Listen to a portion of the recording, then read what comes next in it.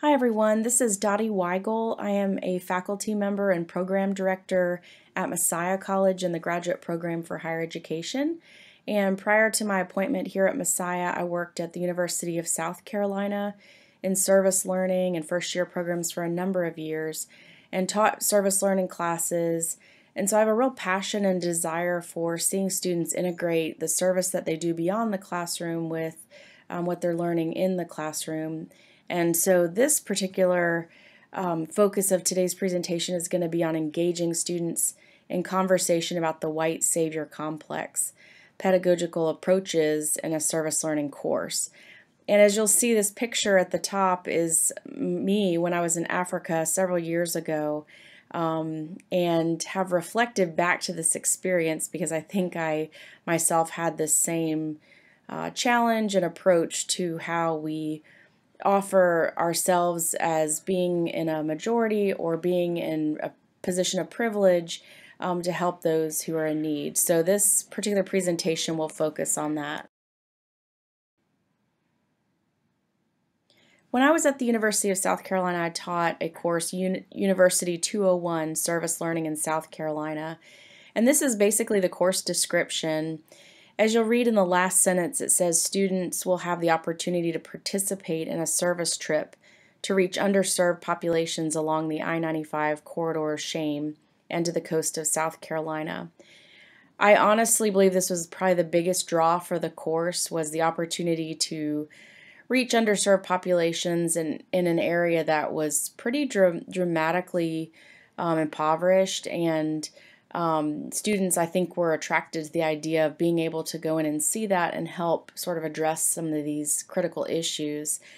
So I knew as I was forming the course that I had to really think about what was going to go in the course. The demographics of this that were in the course made a pretty big impact. I had several females, maybe one or two males, but a lot of the females were white students and had, maybe were sophomores at the either first year students or sophomores. They hadn't really been in college that long and had come from predominantly white high schools prior to coming to the University of South Carolina.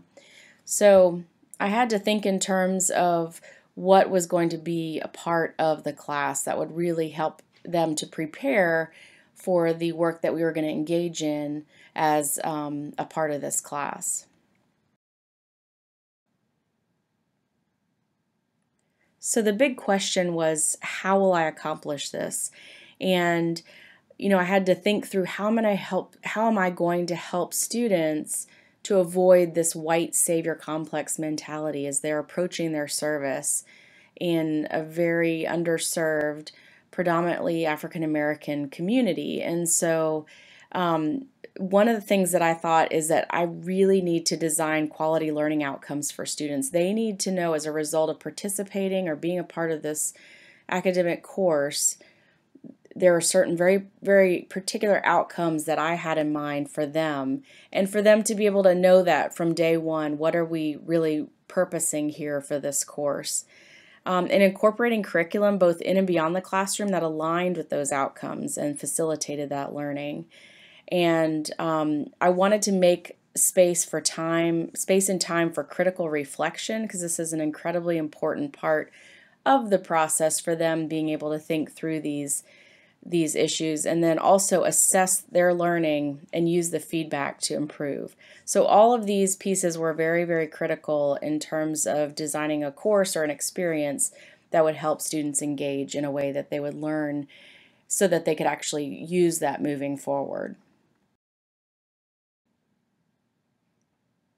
So we talk about learning outcomes, and it's basically this idea that it'll be expressed what the student will be able to know or do, and it focuses on the product rather than the process. So we think, as a result of being in this course or engaging in this learning experience, there's a very particular outcome involved. There's a product involved. It's something that's measurable, that we're able to identify it with or observe it in a way that we can see a marked change, and that it's detailed and specific, whereas goals are often more broad and general.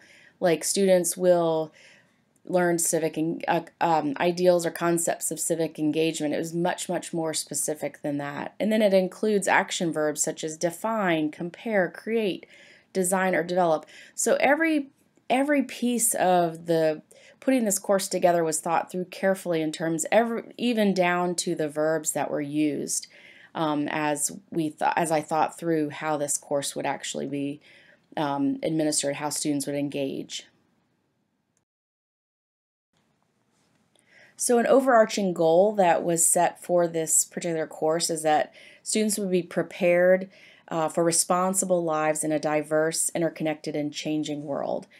And how this actually played out were through these three learning outcomes.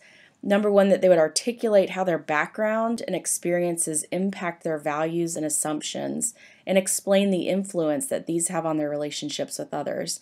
So I really wanted them to take stock of what their values and their background and experiences have been up until this point, and how that impacts the way that they see others. And then to be able to describe concepts of diversity and recognize diverse perspectives. This is an important part of them being able to step outside of maybe the experiences that they've had, or the values or the ideas that have really formed their way of thinking about people who are different than themselves. So I really wanted them to be able to understand that and be able to describe that, articulate that. And then describe and demonstrate principles of responsible citizenship within and beyond the campus community. And so ideally, I wanted them to take this experience and then be able to use it in their further engagement as they went into their junior and senior years. As I said, curriculum was a huge piece of how I approached being able to talk with these students about white privilege and this idea of a white savior complex. There was an op-ed piece by in the Washington Post. I usually don't use op-ed pieces in my classes, but this was really relevant in terms of framing their understanding for what people from underserved populations are experiencing. And just this idea that when you come from a place of privilege, there's pieces that you have that you don't even realize how much of an impact that would make if that was stripped from you. And so being able to put themselves in the shoes of someone else and to be able to see that, I think was a great starting point for their whole formation of what these students or what these people that they were going to be engaging with, what they were experiencing. There were several additional articles and resources that I used. There was another op-ed piece about the problem with little white girls, boys, and volunteerism, and we talked at length about what it means to go into a place and the impact is greater on the person serving than it is on the person being served. But one of the seminal pieces that we discussed was Peggy McIntosh's White Privilege, Unpacking the Invisible Knapsack. And this is a great inventory, so to speak, in terms of thinking about your position of privilege and where you're coming from and how that differs from people who have grown up in disadvantaged situations. And so really we're able to use this and get them to take some sort of preliminary stock on what they know to be their own experience, and to grapple with what that means for people who have not had some of these advantages as they've grown up. So an extremely important part of the process is critical reflection. Barbara Jacoby talks about critical reflection being this process of analyzing, reconsidering, and questioning one's experience within the broad context of issues and content knowledge. And so this meant that I had to build in space for reflection in every course meeting. So at the beginning, the middle, the end, we always had these opportunities to be able to process that. Didn't always look the same way. They might have been writing, they may have been talking about it. It was the actual process of reflection happened in a multiple sort of ways, but it was absolutely sort of a fabric of the course and the experience. You know, the importance of reflection, we think about why it's so important that students have an opportunity to have time for reflection, whether that's in the classroom or beyond the classroom within their service learning projects. And I think one of the most important pieces is that it increases the value of their learning experience. So they're able to make meaning out of the process that they're engaged in.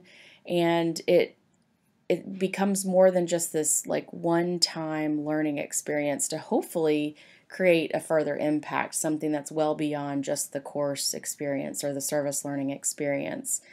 It also enables the learners to relate the new material of learning to prior knowledge and hence a better understanding of the discipline. So being able to think back and reflect on their own values and their background and how that impacts their current sort of outlook was an incredibly important part of the process for these students. And so all these components really emphasize why reflection is so important in the process. Equally important is the assessment of student learning. At the University of South Carolina, we used Andrew Furco's self-assessment rubric for institutionalizing service learning in higher education. And we adapted this for a pre-post survey that was administered to 87 service learning courses. And these data basically looked at areas of school connectedness, level of academic engagement, personal efficacy and responsibility, career discernment and preparation, and then community involvement and social awareness. And so within the community involvement and social awareness, we asked if volunteerism or community service had been an integral part of their life up to this point. And 67% agreed or strongly agreed that service had been an integral part of their life, which represented an 8% statistically significant increase from the beginning of the semester. So we also asked about their awareness of volunteer opportunities within the city of Columbia, where the University of South Carolina is located, and 67% agreed or strongly agreed that they were aware of opportunities at the end of the semester, representing a 19% statistically significant increase from the beginning of the semester. So we saw growth. We saw that that they were aware of opportunities as a result of engaging in these courses. But what I really wanted to drill down gets back to this idea of this white savior mentality, this white savior sort of perspective that a lot of them talked about grappling with. And so this next slide describes a specific form of assessment that I used to get to that.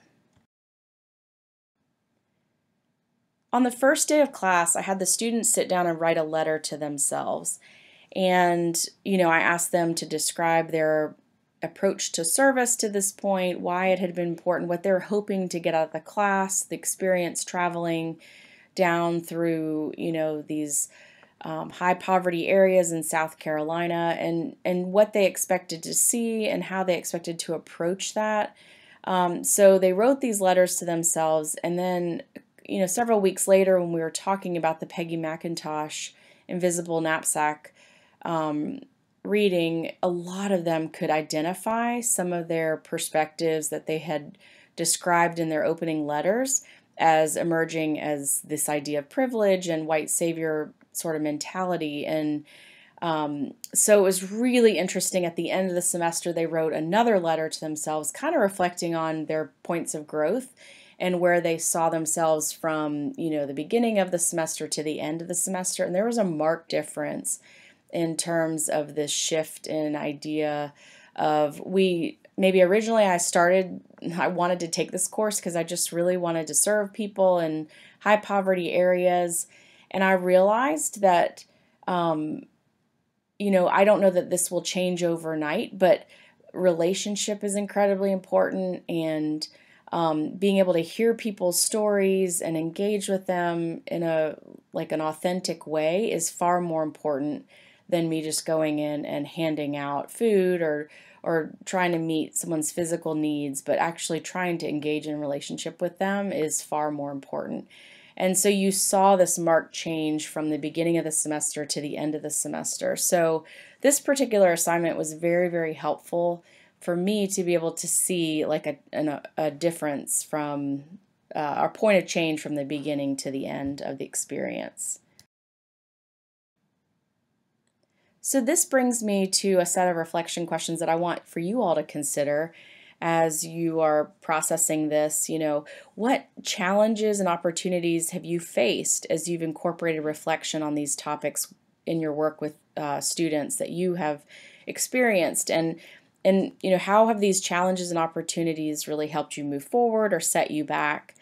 What strategies have been most effective for you in promoting critical reflection? And how does that look? What are some ways that you've done that have been effective? What are some of the ways that you would like to see that improved? And then how can we strengthen our assessment of students' reflection activities? How can we better sort of gauge a difference between the beginning of their experience to the end, and what that sort of means beyond that course, or the so what, the now what of their engagement? How do we think about sort of next steps for students, and how do we demonstrate that learning the best way? Thank you so much for engaging this presentation today. I look forward to an opportunity to talk with you all about some of these concepts and how we can best help our students as they engage in these difficult but extremely meaningful topics that are embedded within service learning.